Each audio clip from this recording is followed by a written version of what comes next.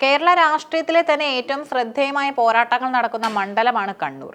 CPMന്റെ ശക്തി കേന്ദ്രമായ കണ്ണൂരിൽ കോൺഗ്രസിന്റെ കരുത്തുറ്റ സാന്നിധ്യമായി ദശാബ്ദങ്ങളായി നിലകൊള്ളുന്ന നേതാവാണ് കെ സുധാകരൻ.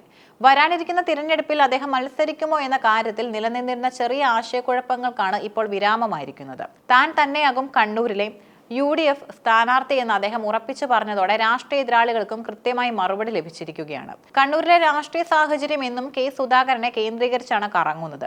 KPCC പ്രസിഡന്റ് എന്ന നിലയിലുള്ള തിരക്കുകൾക്കിടയിലും തന്റെ തട്ടകമായ കണ്ണൂർ വിട്ടു നൽകാൻ അദ്ദേഹം തയ്യാറല്ല. മാധ്യമപ്രവർത്തകരുടെ ചോദ്യങ്ങൾക്ക് നൽകിയ മറുപടിയിലൂടെ പാർട്ടി പ്രവർത്തകർക്ക് വലിയൊരു ആത്മവിശ്വാസമാണ് അദ്ദേഹം നൽകിയിരിക്കുന്നത്. കണ്ണൂരിലെ വികസന പ്രശ്നങ്ങളിലും രാഷ്ട്രീയ പോരാട്ടങ്ങളിലും താൻ മുൻപന്തിയിൽ ഉണ്ടാകുമെന്ന സന്ദേശമാണ് ഇതിലൂടെ അദ്ദേഹം കൈമാറുന്നത്. കണ്ണൂർ മണ്ഡലത്തിൽ കെ സുധാകരനുള്ള വ്യക്തിപരമായ സ്വാധീനം വളരെ വലുതാണ്. സുധാകരൻ മത്സരരംഗത്തുണ്ടാകുന്നത് സാധാരണ കോൺഗ്രസ് പ്രവർത്തകർക്ക് വലിയ ആവേശമാണ് നൽകുന്നത്.